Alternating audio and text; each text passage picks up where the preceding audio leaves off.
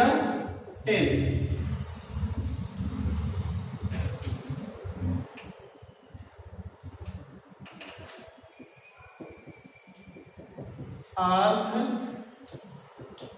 Arithmetic progression.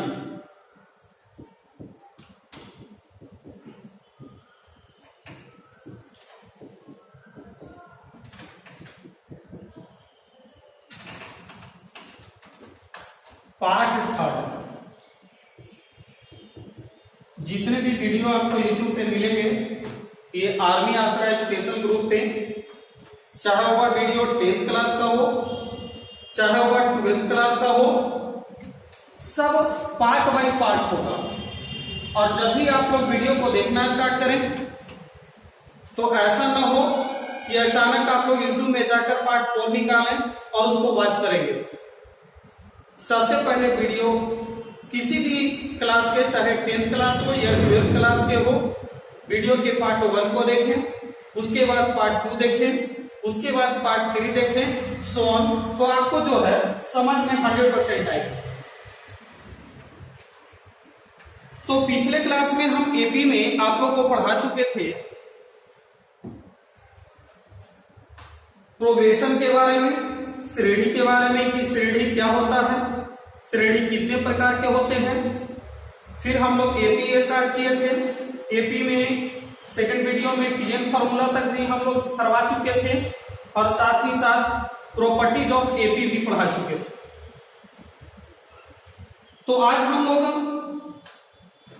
Properties का अगला point कहिए, चाहे उसको हम नोट पॉइंट में करके लिखा देते हैं, नोट। कभी कभी आपके बुक में क्वेश्चंस मिलेंगे कि किसी एपी के 3 पदों का योगफल, 4 पदों का योगफल, 5 पदों का योगफल दिया हुआ रहेगा और वैसे क्वेश्चन को सॉल्व करने के लिए रहेगा। तो उसको सॉल्व करने का सिंपलेस्ट तरीका कैसे होगा उसके बारे में देखते हैं। ऐसे अगर कोई कहे कि एपी के 3 पद बताओ, तब तो आप लोग आराम से बताओगे कि ए प्लस डी, ए प्लस 2d, ए प्लस 3 पद। अगर कहेगा 4 पद बताओ तो एग्जाम में ए प्लस 3d कर दोगे। लेकिन अगर किसी एपी के पदों का 2, 3 या 5 पदों का योगफल दिया रहे तो किस रूप में पद मानना चाहिए जिससे कि क्वेश्चन मेरा सॉल्व करने में इजी हो। तो सबसे पहला हम पॉइंट नोट का देखते हैं। Assume 3 terms of an AP if sum is given। यानी इसका अर्थ हुआ कि सम का क्या होता है, योग। यदि किसी एपी के 3 पदों का योग दिया रहे तो हमें वह 3 पद क्या क्या मानना चाहिए। तो यहां पे हमें मानना चाहिए a माइनस डी, ए और a प्लस डी। अगर इस रूप में हम लोग मानकर बनाएंगे, कब, जब 3 पदों का योगफल दिया हुआ रहे तब मेरा क्वेश्चन बनाना क्या हो जाएगा, इजी हो जाएगा। और साथ ही साथ ध्यान यह रहे कि इसके बीच का जो सार्वंतर होगा, कॉमन डिफरेंस होगा, C for common, D for difference, जिसे सार्वंतर या परांतर कहते हैं, टी के बराबर होगा। साथ ही साथ जो भी छात्रा लोग इस वीडियो को वॉच कर रहे होंगे, अपने साथ पेन और कॉपी जरूर निकाल कर रखें और साथ ही साथ जो आपको लिखवा रहा है उसको लिखते चलेंगे। कोशिश करें कि अगर एक बार में समझ में नहीं आती है, वीडियो को रोक रोक के पॉज करके देखें। चलिए इसके सेकंड पॉइंट को देखा जाए। लेकिन अब आपके माइंड में उठा और क्या सर 3 पद है तो ऐसे मान लेंगे, अगर 5 पद रहे तो, 7 पद रहे तो। अभी हम लोग देख रहे हैं पदों की संख्या विषम रहे, 3 रहे, 5 रहे, 7 रहे, 9 रहे, तब कैसे मानेंगे। उसके बाद सम वाला देखेंगे। तो assume 5 terms of an AP if sum is given। यदि किसी एपी के 5 पदों का योगफल दिया रहे तो हमें 5 पद क्या क्या मानना चाहिए? कुछ नहीं करना है। हाँ 1 डी है, एक और बढ़ाइए आप लोग। 1 है तो क्या हो जाएगा 2a माइनस 2d। फिर ये तीनों को लिखिए a minus D, a plus D और a प्लस 2d। यहां पे भी आप लोग देखेंगे CD जो होगा, सार अंतर जो होगा, कॉमन डिफरेंस जो होगा D के बराबर होगा। कोई भी दो पदों के बीच का अंतर कोची के बराबर होगा? D के बराबर होगा। इसी तरह अगर आपसे कोई पूछे 5 के बाद 7 पद का दे तो आप लोग आराम से कर सकते हो। इधर a माइनस 3d को ऐड कर लेना और इधर में a प्लस 3d, तो ये 7 पदों का योग हो जाएगा। लेकिन आपके बुक में मैक्सिमम 3, 4, 5 हार्डली 6 पद तक ही देता है। लेकिन अगर मान लो कि मिल गया, कम लौट रहा है कि ना 3 पद कम है सर, हमको 30 पद के निकाल के बता दीजिए, आप लोग आराम से निकाल सकते हो। तो चलिए अगर 3 पद रहे तो क्या क्या मानेंगे, लेकिन ध्यान देना कब, जब तीनों पदों का योगफल दिया हुआ रहे तब इस प्रोसेस को लगाओगे, तब आपका क्वेश्चन बनाना इजी हो जाएगा। मानोगे 3 पद में a माइनस डी, a और a प्लस डी। अगर उसी तरह 5 पद हो तो a minus 2d, a minus D, a plus D और a प्लस 2d। अब चलते हैं, यदि पदों की संख्या विषम रहे, विषम तो हो गया सॉरी, यदि पदों की संख्या सम रहे तब क्या मानेंगे? 2 पॉइंट हुआ है, तीसरा पॉइंट में हम लोग देखते हैं।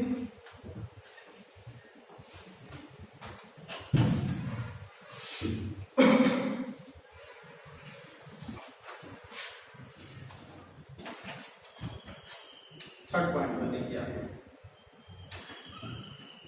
assume 4 terms of an AP if sum is given। यदि किसी एपी के 4 पदों का योगफल दिया रहे तो हमें 4 पद क्या क्या मानना चाहिए? सबसे पहले हम लोग मानते हैं 4 कह रहा तो ओकरा से एक कम, चलिए 4 से कम कितना? 3। तो पहले इधर लिखिए a माइनस 3d। यहां पे जो अंतर करना है d के बराबर नहीं 2d के बराबर। 3 में से 2 घटा, कितना आया 1। यहां लिखेंगे a minus 1d, a minus 1d को d लिख सकते हैं, a प्लस d और a प्लस 3d। यहां पे जो होगा आपका सार अंतर, कॉमन डिफरेंस 2d के बराबर होगा। कब? जब 4 पदों का योगफल दिया रहे तब। उसी तरह assume 6 terms of an AP if sum is given। बस कुछ नहीं करना है, 6 से 1 कम कितना? 5। जैसे 4 था तो 4 से कम कितना? 3। तो 6 से कम कितना? a minus 5d। उसके बाद ये चारों लिखेंगे a minus 3d, a minus d, a plus d और a प्लस 3d और यहाँ पे लास्ट में a प्लस 5d। यहाँ पे देखेंगे, यहाँ पे जो कॉमन डिफरेंस होगा यहाँ पे भी 2d के बराबर होगा। 1 2 3 4 5 6। उसी तरह 6 के बाद 8 दे दे तो आप लोग समझ रहे होगे कि इधर सर 8 से एक कम कितना? 7। इधर a माइनस 7d कर देंगे और उधर a प्लस 7d जोड़ देंगे। तो मैं उम्मीद करता हूं कि आप लोग जो है 2 पद, 3 पद, 4 पद, 5, 2 तक तो कोई टेंशन नहीं है। 3 के बाद 3 4 5 6 आगे जैसा भी दिया हुआ रहे, पदों का योगफल पे आधारित अगर क्वेश्चन मिले तो निश्चित तौर पे इस चीज को मेमोरी में रखोगे। मैं उम्मीद करता हूं कि इसको रटने का जरूरत नहीं है, आपका कॉन्सेप्ट बिल्डअप हो चुका होगा। तो चलिए अब इसमें जो है कुछ क्वेश्चन आंसर देखा जाए। टीएन फार्मूला पे हम लोग जो पढ़ा है इस पे कुछ क्वेश्चन आंसर को देखा जाए कि किस किस टाइप का क्वेश्चन मिलेगा। जैसा कि आप लोग देखे थे कि फार्मूला पढ़े थे कि टीएन बराबर a plus n minus one into d, जहां टीएन बराबर होता था nth टर्म एन पर, ए बराबर फर्स्ट टर्म पहला पद, एन बराबर नंबर ऑफ टर्म्स पदों की संख्या और डी बराबर सात अंतर। ये ऑलरेडी आप लोग पढ़ चुके हैं। अब चलिए इसमें देखते हैं हम लोग इसी पे कुछ क्वेश्चंस को उठाते हैं। आप लोग लिखते चलेंगे साथ में, पेन कॉपी साथ में निकाल के रखेंगे। क्वेश्चन है, देते हैं find TN and T20 of the AP 1, 4, 7, 10 ... find means प्राप्त करना। कहा कि निकाले कि Tn और T20 क्या होगा जब किसी एपी का पहला पद ए, उसके आगे 4, 7, 10 इस तरह का एक श्रेणी है।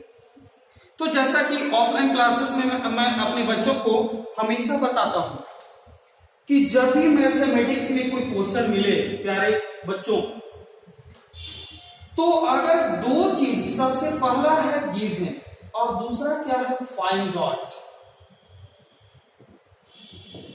किसी भी तरह का क्वेश्चन, ये नहीं कि सिर्फ मैथ, किसी भी सब्जेक्ट का न्यूमेरिकल्स आप लोग पढ़ेंगे और अगर ये दो चीज पता कर लिया तो समझो कि 50% क्वेश्चन आपका सॉल्व हो गया। पहला क्या देखना है गिवन को कि क्वेश्चन में क्या क्या दिया गया है, दूसरा देखना है कि क्या निकालने के लिए कह रहा है।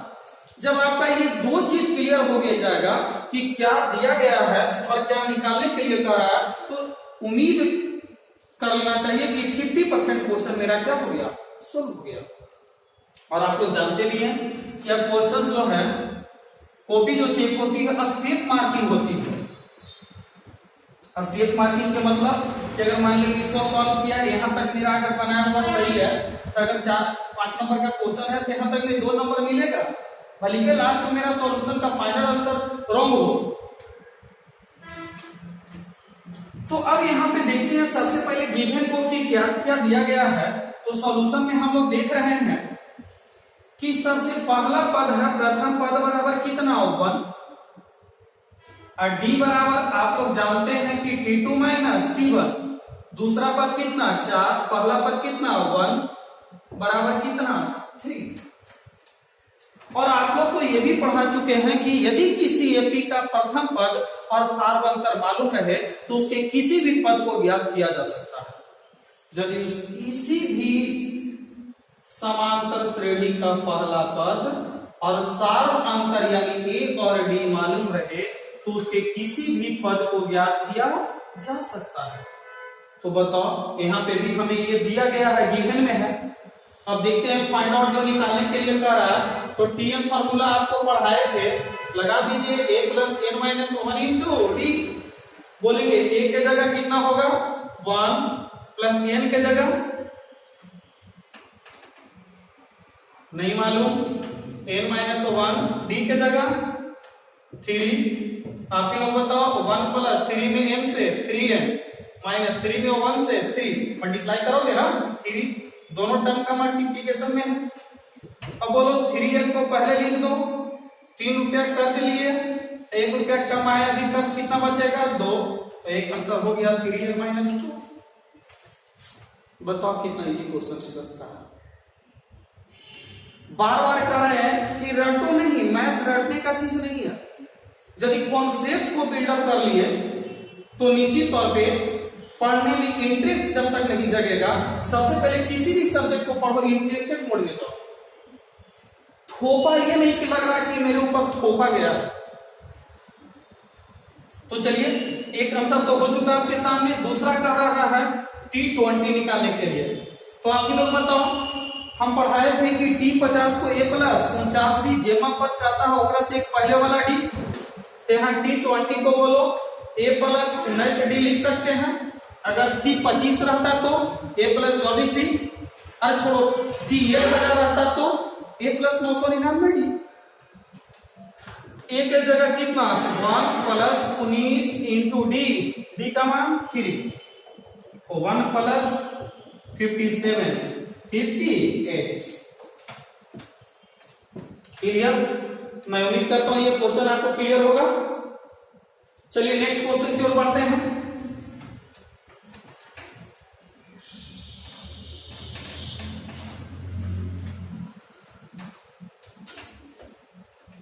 जहां पे भी किसी भी तरह का पढ़ने में समझने में परेशानी हो, आप लोग कमेंट जरूर करें। ऐसे तो मेरा पढ़ाने का स्टाइल ही ऐसा है कि किसी भी तरह के बच्चों को परेशानी नहीं होगी। और फिर इसके बाद जैसे ही लॉकडाउन समाप्त होता है, ऑफलाइन क्लासेस में आएंगे तो फिर भी मैं इस चीज को पढ़ाऊंगा, क्योंकि सबके पास मोबाइल अवेलेबल नहीं है। लेकिन थोड़ा सा उस समय पढ़ाऊंगा तो फास्ट पढ़ाएंगे, तेजी से पढ़ाएंगे। आप लोग कोर्स के लिए निस्संदेह रहेंगे, आपका ऑन टाइम कोर्स समाप्त होगा। अभी जो भी लगभग 1 या 2 वीडियो आपका डेली YouTube पे मिलता जाएगा। पढ़िए आप लोग घर पे, जो पढ़ाई हो गया है उसका रिवीजन कीजिए।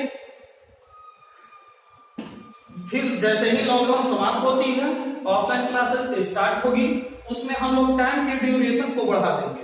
जो 2 घंटे क्लास चलती थी 3 घंटे कर देंगे, जो 3 घंटे चलती थी 4.5 घंटे कर देंगे। कोर्स ऑन टाइम पे आप लोग का कवर कर दिया जाएगा। कोर्स के लिए कभी भी आप लोग अपने माइंड में टेंशन न लें। चलिए नेक्स्ट क्वेश्चन की ओर बढ़ते हैं। एक क्वेश्चन और लेते हैं। मैं उम्मीद करता हूं कि अगर आप लोग बनाकर दिखाओगे। क्वेश्चन का इफ एन एपी, लिख लेंगे कि लिख दें, लिख ही देते हैं। इन एन एपी इफ, फिर से in an AP if T20 is equal to 25 in an AP, in means में, n means एक, यदि एक AP में 20वां पद बराबर 25 और 30वां पद बराबर 45, then find Tn, T10, Tn, T10 and T50। कह रहा है कि यदि किसी एपी का 20वां पद 25 है, 30वां पद 45 है, देन मीन्स प्राप्त करें। फाइंड, देन मैंने तब फाइंड मीन्स प्राप्त करना, तब हमें निकालना है कि उसका Tnवां पद क्या होगा, T10 क्या होगा, T50 क्या होगा, Tn क्या होगा, T10 क्या होगा और T50 क्या होगा। चलिए आगे बढ़ते हैं। यहां पे देख रहे होंगे, गिवन में देखेंगे कि इस एपी का 20वां पद दिया गया है, 30वां पद भी दे रहे हैं, 20वां पद भी दे रहे हैं और 30वां पद भी दे रहे हैं।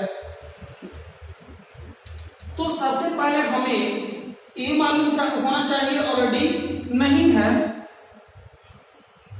मालूम है, तो प्रथम पद को ए मान लो, सारवंतर को डी मान लो।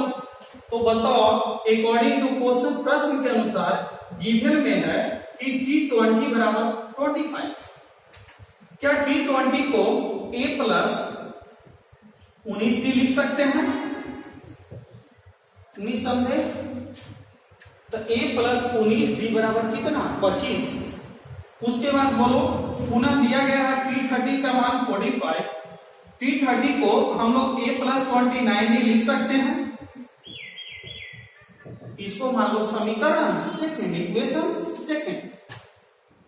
अब हम लोग क्या करो कि समीकरण फर्स्ट में से सेकंड को घटा दो, समीकरण फर्स्ट माइनस समीकरण सेकंड से, और समीकरण फर्स्ट में से समीकरण सेकंड को घटा दो।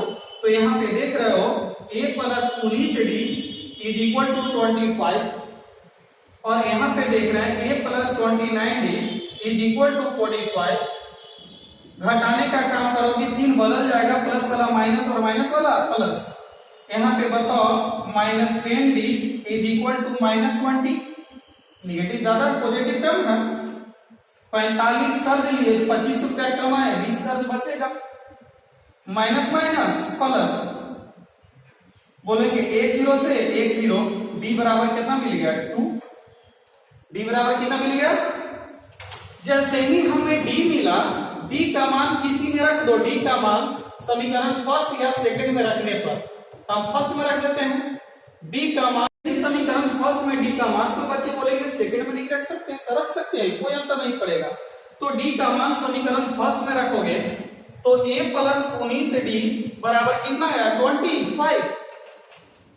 अब आप ही लोग बताओ a प्लस 19 d की जगह कितना आया था 2 इज इक्वल टू 25। तो a plus 38 is equal to 25। तो a बराबर 25 माइनस 38, इसलिए देयरफॉर a बराबर कितना -30। निगेटिव यहां भी ज्यादा, 35 रुपया कर्ज है, 25 रुपया कमा रहे हैं। तो 8 में से 5 गया 3, 3 में से 2 गया 1। हमें a भी मालूम हो गया, d भी मालूम हो गया। जैसे ही किसी एपी का पहला पद और स्थान अंतर मालूम होता है तो उसके किसी भी पद को ज्ञात किया जा सकता है। आप लोग ऑलरेडी पढ़े हैं। तो यहाँ पे देखो, तो अब हमें ज्ञात क्या करना है? सबसे पहले ज्ञात करना है टीएन। लगा दीजिए, पढ़े होंगे आप लोग। टीएन बराबर a plus n minus 1 into d. रटना नहीं है, बार बार बोल रहा है, कॉन्सेप्ट को बिल्डअप। अब हो सकता है T20 का राइस कहीं पे क्वेश्चन मिल जाएगा, T50 बराबर इतना, T60 बराबर इतना तक, और पद को निकालो। तो Tn बराबर a के जगह आप लोग बताओ -30 प्लस n के जगह कितना है प्यारे बच्चों? नहीं दिया गया है, -1। d के जगह कितना है 2। अब आप लोग बताओ -30 प्लस 2 में n से 2n minus 2 is equal to 2n minus 50। अब बताओ तो हमें ये Tn का मान निकल गया, जिसे हम लोग जेनरल टर्म भी कहते हैं। जेनरल टर्म इसलिए करते हैं कि ये Tn जो n के जगह अगर 1 रखोगे तो पहला पद दे देगा। इसी का नाम है जेनरल टर्म, GENERAL, व्यापक पद। ये व्यापक पद क्या है कि अगर n के जगह 1 रखोगे तो आपको पहला पद दे देगा, 2 रखोगे दूसरा पद दे देगा, 3 रखोगे तीसरा पद मिल जाएगा। तो चलिए आगे आप देखते हैं। इसके बाद का है T10। तो T10 बराबर हम लोग देखेंगे a प्लस 90 लिख सकते हैं a के जगह, -30 प्लस 9 इंटू डी के जगह 2। तो -30 प्लस 9 2 जा 18 बराबर कितना 5। 10वां पद कितना 5, 10वां पद में निकल गया। अब कोई बच्चे कहेंगे कि सर आप ये बताइए कि जब जनरल टर्म इसको कह रहे हैं कि n का वैल्यू रखने पे किसी भी पद को ये दे देगा, तो हम वहां पे वैसे नहीं लगा के इसी में अगर हम लगा देंगे सेकंड मेथड ऐसे कि Tn यदि हमको मिला हुआ है सर, तो हम इसी Tn को पुट कर देंगे और n के जगह अगर 10 रख देंगे तो हमें उतना ही आंसर आना चाहिए, निसंदेह उतना ही आएगा। जैसे देख लीजिए n के जगह कितना 10, तो 2 इंटू 10 माइनस 15, 10 2 जाए 20 माइनस 15 बराबर कितना है? यहाँ पे बताइए कितना है 5। जितनी भी Tn जो आता है अल्फा n प्लस बीटा के रूप में, जैसे देख लो ये अल्फा का रोल कर रहा है n माइनस ये कुछ का रोल कर रहा है बीटा, जहां पे अल्फा और beta is a constant term. तो जनरल टर्म हमेशा जो होगा अल्फा n माइनस बीटा या प्लस बीटा जो भी हो इस रूप में होगा। तो हम लोग यहाँ पे देख रहे हैं कि हमें मिल गया, पहला पद निकाल दिए, d निकाल दिए, Tn निकाल दिए, T20 निकाल दिए। अब हम लोग आगे देखेंगे, इसके आगे इसमें एक और निकालना था। T50 को हम लोग a+49 भी कह सकते हैं। a का मान आपको ऑलरेडी दिया गया था, आया था, निकाले थे 13+49 इंटू d के जगह 2 -13 + 98। अब आप ही लोग बताओ, 8 में से 3 गया 5, 9 में से 1 गया 8 + 85। कुछ बच्चे बोलेंगे कि जनरल टर्म जो आया है सर, व्यापक पद जो आया है, इसी को हम लोग जनरल टर्म या इसका दूसरा हिंदी में ना व्यापक पद, उस पे लगा के निकाल सकते हैं। सेकंड मेथड आप लोग यहां पे भी मैथ से खेलिए, मैथ से खेलने के लिए सीखिए। देखिए यहां पे tn बराबर a+, वहां पे ऑलरेडी आया था अल्फा n माइनस बीटा के रूप में, तो यहां पे आया था 2n-15, 2 इंटू n के जगह बताओ, n के जगह पुट करना है 50 माइनस कितना 50 तो नहीं 100 माइनस 15 बराबर कितना 85। अब आप लोग बताएंगे, यहां पे भी मैं उम्मीद करता हूं क्वेश्चन क्लियर। इस आधार पे जितने भी क्वेश्चंस मिले आप लोग बना सकते हो। तो चलिए अगले क्वेश्चन की ओर बढ़ते हैं।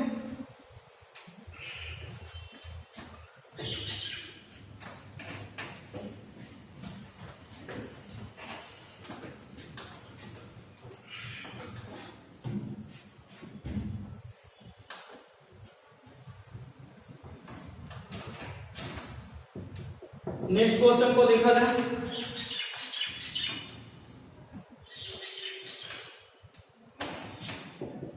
Find number of terms of the given AP. एक एपी दिया गया है 1, 4, 7, 10 डॉट डॉट डॉट 106,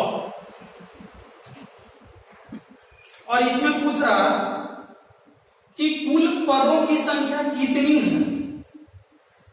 एक एपी है जिसका पहला पद 1, अगला पद 4, अगला पद। फाइंड नंबर ऑफ टर्म्स, पदों की संख्या ज्ञात करें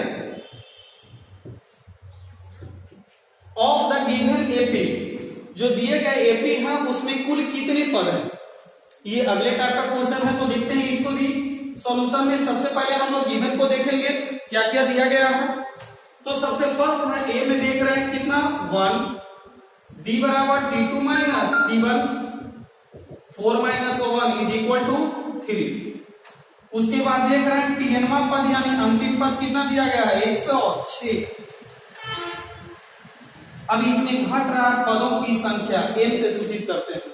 पहले भी बोले थे कि a d tn n इस टाइप का क्वेश्चन मिलेंगे कि 4 में से कोई भी 3 दिया हुआ रहेगा और एक जो भूल जाएगा उसको निकालना होगा। तो बताओ डायरेक्ट n निकालने का कोई फार्मूला बताए हैं नहीं। तो उस स्थिति में हम ऑफलाइन क्लास में भी बच्चों को बताते रहे हैं कि जब मैथ में कुछ अता पता न चले कि कौन कॉन्सेप्ट को लगाएं, तो जो दिया रहे वही फार्मूला को लगा दीजिए, आप सॉल्यूशन आराम से निकाल लोगे। आपका क्वेश्चन, आपका प्रश्न ऑलरेडी सॉल्व हो जाएगा। तो देखेंगे यहाँ tn बराबर, जो tn दिया गया है तो tn का ही फार्मूला लगा देते हैं, a+n-1 इंटू d। जो दिया गया है उसके सामने लिखते जाएंगे। tn के जगह 106, a के जगह 1, n प्यारे बच्चों नहीं दिया गया है, d के जगह ऑलरेडी गिवन है 3।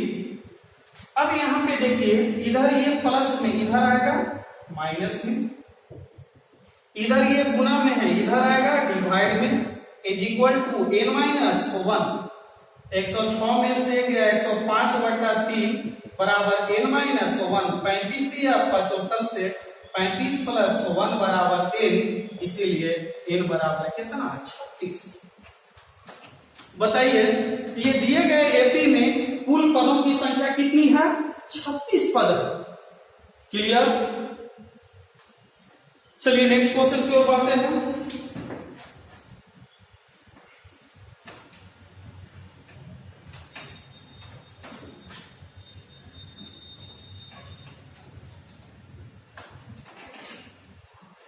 नेक्स्ट क्वेश्चन, क्वेश्चन नंबर 4 देखा जाए। अगला क्वेश्चन,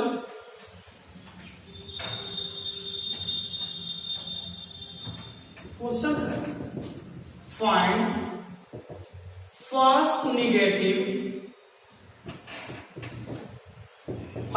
फर्स्ट नेगेटिव टर्म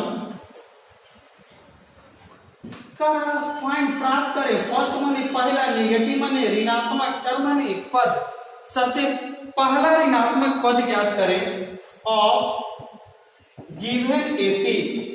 नीचे दिए गए एपी का सबसे पहला ऋणात्मक पद क्या होगा? एपी क्या है? 90, 100, 97, 94 dot dot dot dot dot dot. एक एपी दिया गया है आपको और एक आप पद लिख सकते हैं 91 डॉट डॉट डॉट, और कह रहा है कि इसका सबसे पहला ऋणात्मक पद क्या होगा, सबसे पहला निगेटिव टर्म क्या होगा। तो चलिए इसको हम लोग सॉल्यूशन की ओर बढ़ते हैं। अच्छे क्वेश्चन इस तरह के क्वेश्चंस होते हैं। तो सबसे पहले यहां पे देख रहे हैं गिवन में कि हमें क्या क्या दिया गया है। ए बराबर कितना? 100, बी बराबर T2 माइनस T1, T2 का मान 97 माइनस 100 इज इक्वल टू -3। अब आप ही लोग बताओ एपी घट रहा है कि बढ़ रहा है? घट रहा है। अब आप ही लोग बताओ घटते घटते घटते घटते घटते घटते घटते घटते घटते एक ऐसा समय आएगा कि यहाँ पे एपी निगेटिव की ओर बढ़ना स्टार्ट हो जाएगा। जैसे पहले 100 था, 100 के बाद 97 हो गया, 97 के बाद 94, 91 dot dot dot dot dot dot dot dot dot, और वह जो होगा निगेटिव की ओर बढ़ना स्टार्ट करेगा। यानी जिसे कह सकते हो टीएन जो होगा मेरा क्या होगा? निगेटिव, क्योंकि हमको सबसे पहला ऋणात्मक पद ज्ञात करने के लिए कह रहा है। बहुत सारे बच्चों को यही पता नहीं क्वेश्चन में चल पाता है कि आखिर टीएन क्या है, हमें क्या निकालना है, कैसे पहचाने, क्या दिया गया है। तो बताओ हम इतना कर सकते हैं कि टीएन का मान जब भी होगा तो 0 से छोटा होगा। 0 से छोटा यानी वह क्या होगा? ऋणात्मक पद होगा, तब तो 0 से छोटा होगा, यानी टीएन ये लेस देन 0। अब हम लोग टीएन भी मिल गया तो सबसे पहले अब हम लोग एन प्राप्त करना होगा। एन बराबर 8। अब हम लोग टीएन का फॉर्मूला लगाते हैं। टीएन बराबर a plus n minus 1 into d. A के जगह 100 प्लस एन के जगह नहीं मान माइनस 1 इंटू डी -3। 100 -3 में n से -3 और माइनस माइनस +3, इसको लिख सकते हैं -3n प्लस 103, -3n प्लस 103। ये कुछ क्या चीज का वैल्यू आया? टीएन का वैल्यू। अभी सॉल्यूशन मेरा नहीं हुआ। अब अकॉर्डिंग टू क्वेश्चन हम लोग लिख सकते हैं प्रश्न के अनुसार कि टीएन जो है छोटा है केकरा से? 0 से। टीएन छोटा है 0 से, तो आप ही लोग बताओ टीएन के जगह इसका वैल्यू पुट किया जा सकता है? आराम से पुट कर सकते हैं। तो -3n प्लस 103 छोटा होगा 0 से।